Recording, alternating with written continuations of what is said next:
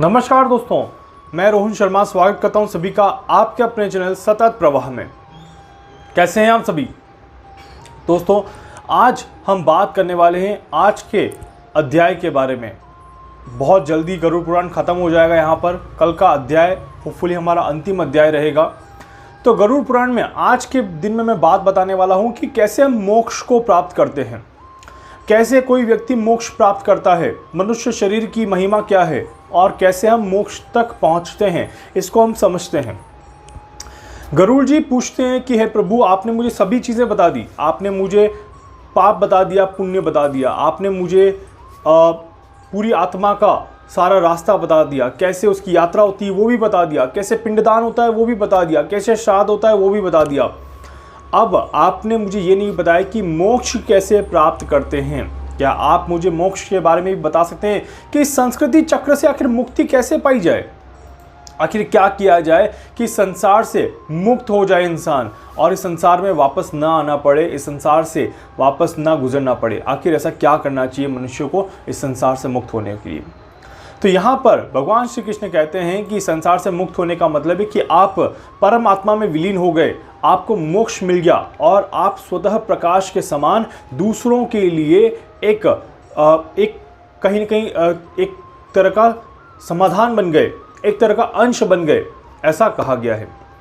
यहाँ पर भगवान कहते हैं कि मनुष्य जन्म से पहले बहुत सारी घटनाएं होती है। मनुष्य का जन्म लेने से पहले बहुत सारी घटनाएं होती है। देखिए, मनुष्य जन्म में आपको क्या क्या चीज़ें मिलती है और दूसरे जन्म में आपको क्या क्या चीज़ें मिलती है, उसमें ज़मीन आसमान का अंतर है। जी हाँ दोस्तों, उसमें ज़मीन आसमान का अंतर है। जीवों की 84 लाख योनियों में से मनुष्य योनि एक है और मनुष्य योनि में जो तत्व ज्ञान मिलता है वो किसी और योनि में नहीं मिलता।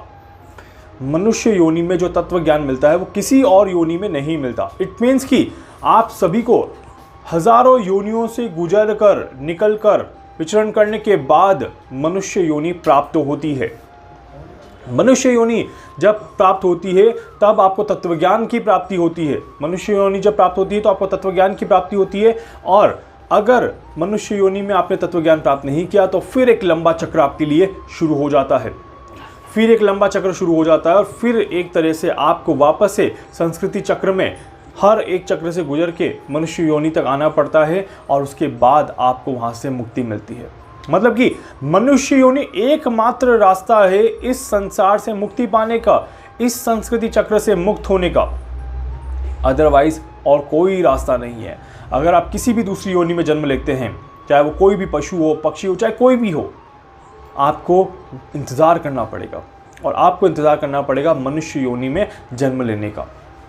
तो इसीलिए दोस्तों, शरीर के बिना कोई भी जीव पुरुषार्थ प्राप्त नहीं कर सकता। इसीलिए शरीर की रक्षा और धन की रक्षा करता है, बट दोनों में ही पुण्योर्जन करना चाहिए। मतलब कि दोनों में ही पुण्य तो करना ही पड़ेगा। मनुष्य को सर्वथा अपने शरीर की रक्षा करनी पड़ती है और वहीं पर उसे पुरुषार्थ की भी रक्षा करनी पड़ती है, क्योंकि पुरुषार्थ ही एकमात्र सहारा होता है जो कि आपको एक सत्कर्म की तरफ लेके जाता है, एक अच्छे कर्म की तरफ लेके जाता है और उसमें वहाँ पर आपको सारी चीज़ें मिलती हैं। मनुष्य देखिए, गांव, क्षेत्र, धन, बहुत सारी चीज़ें वापस से अर्जित कर सकता है, वापस से प्राप्त कर सकता है। आपके पास धन नहीं है, आप धन अर्जित कर सकते हैं, बट अगर आपके पास ये शरीर नहीं है तो ये शरीर आपको वापस से नहीं मिल सकता। इस बात का ध्यान रखिएगा। पुनः शरीर प्राप्त करने के लिए आपको एक लंबा समय तय करना पड़ता है और उस समय की कोई सीमा नहीं है। उस समय की कोई भी सीमा नहीं है कि ऐसा कोई समय आएगा जब आपको मनुष्य योनि प्राप्त होगी। इसका कोई आधार अभी तक मैंने नहीं पढ़ा, तो इसलिए मैं आपको नहीं बता सकता। इसीलिए जब भी कोई व्यक्ति बीमार हो जाता है तो वो इच्छा करता है कि मैं ये शरीर त्याग दूं। जी हाँ, जब भी कोई व्यक्ति बीमार हो जाता है तो इच्छा करता है कि मैं ये शरीर त्याग दूं। उस समय उसे लगता है कि बड़ा आसान है शरीर त्यागना और वापस जन्म लेना, पर हमें ऐसा नहीं करना चाहिए। अगर आपने देखा होगा, हमें कोई भी बीमारी होती है तो हम क्या करते हैं, इस शरीर को सही करने की कोशिश करते हैं। बहुत रेयर केसेस में ऐसा होता है कि लोग शरीर को सही करने से मना कर देते हैं।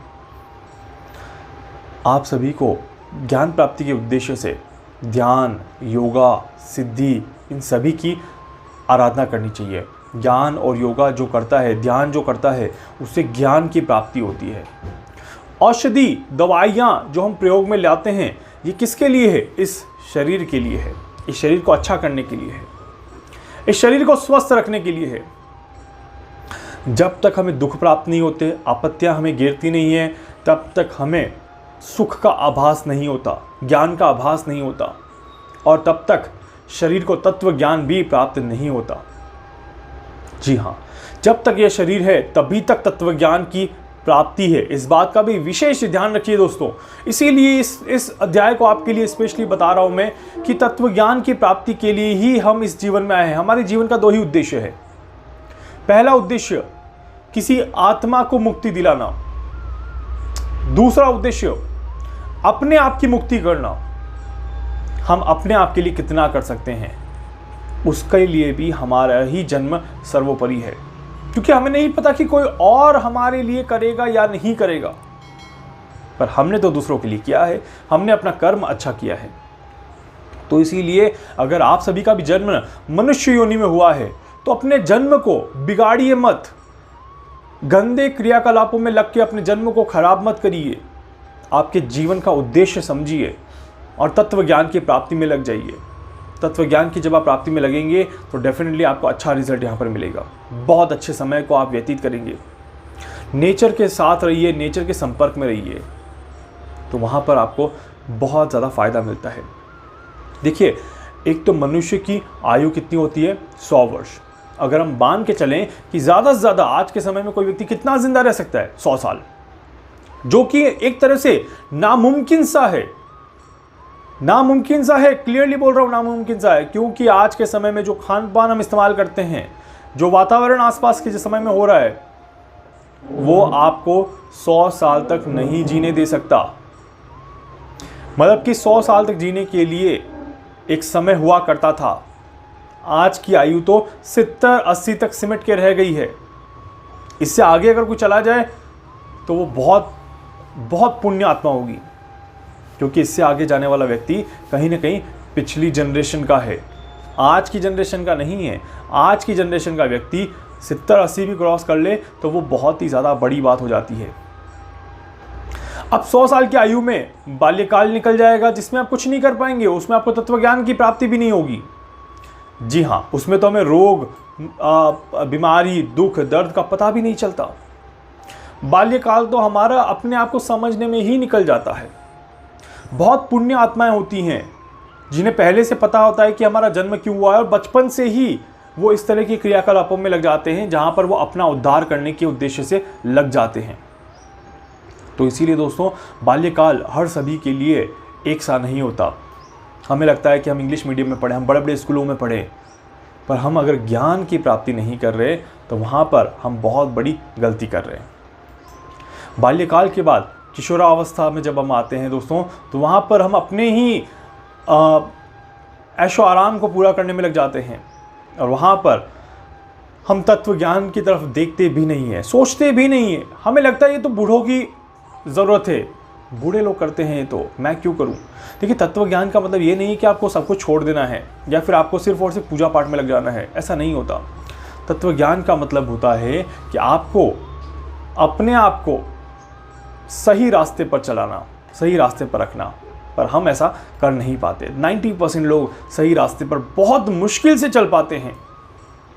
इसके बाद दोस्तों, यहाँ पर जब आपकी एक उम्र हो चुकी होती है, तब आपको लगता है कि अब मुझे आध्यात्म में आना चाहिए, अब मेरे जीवन का उद्देश्य पूरा होने वाला है, अब मुझे आध्यात्म की तरफ चलना चाहिए, अब मुझे आध्यात्म की तरफ अपने आप को इंक्लाइन करना चाहिए। उन्हें लगता है कि तब तक का समय काफ़ी होता है, बट हकीकत में बहुत देर हो चुकी होती है।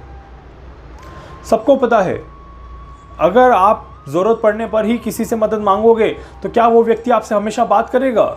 नहीं करेगा। क्यों करेगा? उसको पता है कि ये बंदा मतलबी है, इस बंदे का कोई उद्देश्य ही नहीं। अभी बात कर रहा है, कुछ दिनों बाद बात नहीं करेगा, जब ज़रूरत पड़ेगी तो फिर खींचा चलाएगा। वैसे ही तत्व ज्ञान है। क्या उसे नहीं पता कि आप उसके पीछे पीछे नहीं भाग रहे हैं? पूरी ज़िंदगी वो आपके पीछे पड़ रहा था कि मुझे ले लीजिए, मुझे ले लीजिए, मुझे ले लीजिए, पर आप नहीं ले रहे थे। और जब अब आप उसके पीछे भागेंगे तो क्या वो आपको आसानी से मिल जाएगा? नहीं मिल पाएगा, बिल्कुल भी नहीं मिल पाएगा। जी हाँ दोस्तों, बिल्कुल भी नहीं मिल पाएगा।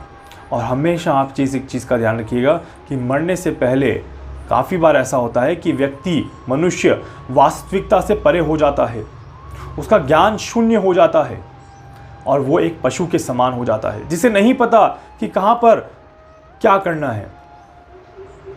जी हाँ, तो इसीलिए ये क्रम है जो कि चलता जाता है, ये क्रम है जिससे आप भाग नहीं सकते, ये क्रम है जो आपको आपकी रियलिटी दिखाता है, आपकी सच्चाई दिखाता है।